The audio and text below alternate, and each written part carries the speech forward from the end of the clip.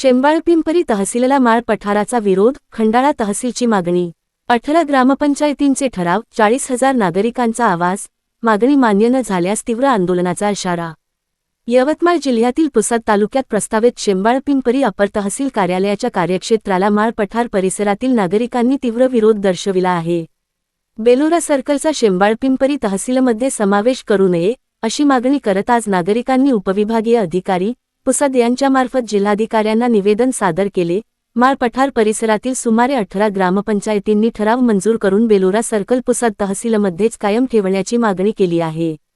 शेंबाळपिंपरी हे भौगोलिकदृष्ट्या दूर असल्याने सुमारे 40,000 लोकसंख्येला सामाजिक, आर्थिक, शैक्षणिक आणि प्रशासकीय अडचणींचा सामना करावा लागेल, असा दावा निवेदनात करण्यात आला आहे। नागरिकांनी स्पष्ट केले की जर नवीन तहसील सुरू करावयाचीच असेल तर शेंबाळपिंपरीऐवजी भौगोलिकदृष्ट्या सर्वांना सोयीचे असलेल्या खंडाळा येथे तहसील कार्यालय सुरू करावे।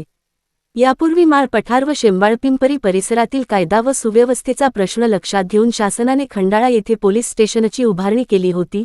त्याच धर्तीवर तहसील कार्यालयही खंडाळा येथेच स्थापन करावे अशी मागणी करण्यात आली।